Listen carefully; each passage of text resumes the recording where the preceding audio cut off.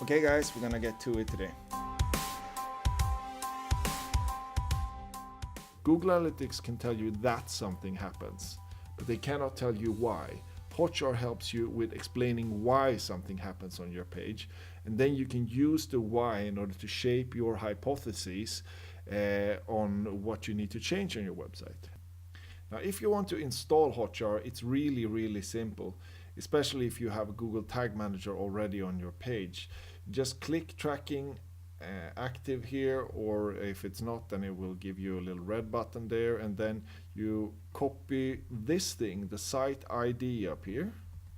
And then you go to Google Tag Manager, you create a new tag here, new tag, and you click this thing, and you have here, you have Hotjar tracking code, you add your Hotjar site ID. Now when it comes to trigger, you can just take the page view for all pages and you can run it on all pages. If you don't want to do this, if you only want to run it on specific pages, well, then you have to set up a trigger as well. And I've showed you how to do that in previous tutorials, so I'm not going to do that right now. So that's how you set it up. As with all these tutorials, I will be using my own website as the guinea pig, and our sort of goal here is on the book page is to try to figure out why people are not buying this book. Well, I mean, just looking at this page, we pretty much know why they're not, but let's try to get some kind of data-driven approach to what to actually change on this page. Now, Hotjar will help us do that in many ways. So the first thing that Hotjar offers you to do is to create a heat map. So these heat maps are really great. Even though I've only recorded a few sessions, we start getting a bit of information that we can use in order to better shape our content to our users. So let's just open this heat map up. And the first thing we get here is a click report. We scroll down and we start seeing that people are trying to click this thing. This is good for me to know because this isn't actually a link, so I should probably make that into a link. Then we have a lot of clicks that are starting to happen here, and so I sort of figure out that I need to add some more outlinks on this page if that's what I want the traffic to do, or I should add more information to this, that this is not a clickable link, but this is what you should do. Maybe add a list below there that has like 5 steps in order to improve your username on Facebook. It's a specific article that is being tracked here. So that's for the clicks, how they want to interact with the page. And then on the scrolling thing here, I can actually see that they're scrolling quite far down in the article. Here 50% of the traffic has left the page, but before that point in time they haven't. So what I could do is I could use longer part of this page in order to present ways in which I can push people to my conversion page, which was the book page. Heat maps help us sort of shape our idea about how the people are using the pages of your website, and then you can shape your content around that.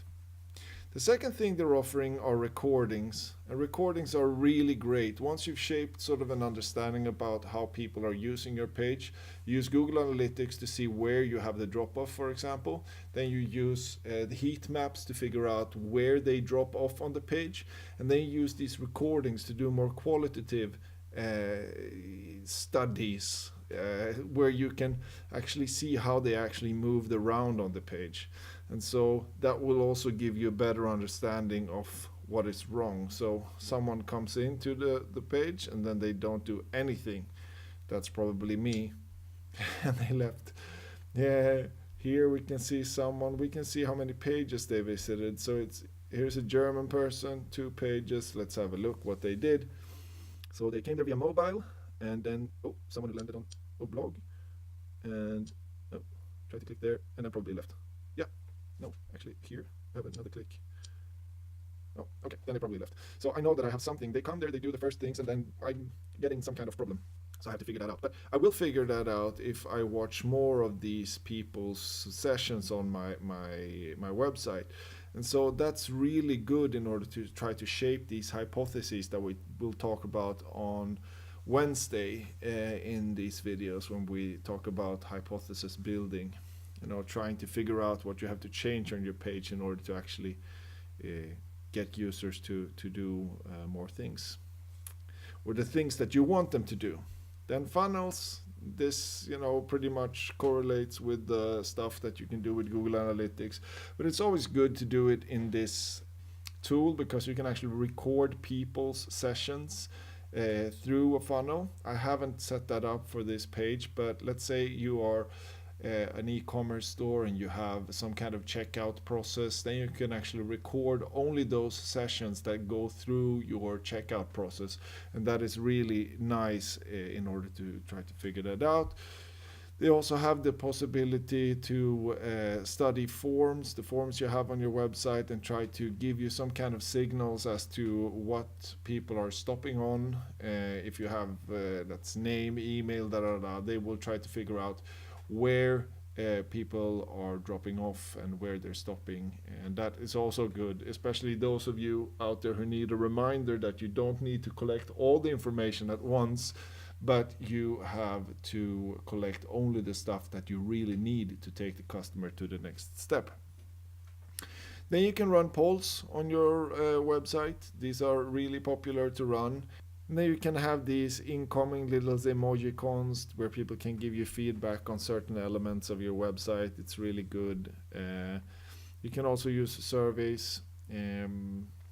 Also works just like surveys. Recruiters, these are those little pop-ins that end up here in the bottom, and then it says sign me up, and you collect email addresses that way. It's really good. So what I'm trying to say here is that Hotjar is all-in-one tool that will actually help you take care of all of these things with only one tool. And so whenever Google Analytics stop helping you, Hotjar takes over. So that's Hotjar. I suggest that you set it up and try to play around with it. Right, so if you liked that video, hit the like button. If you didn't like that video, then hit the downloads button. Subscribe if you want the other 2 videos in this series. If you're here later than I posted this video, then the videos are probably already there. The other 2 videos will be about how to actually create a hypothesis about how to improve your page, and then the third one is going to be about setting up a split test and how you can deal with that even though you have a little bit of too little traffic on your website. So that's it.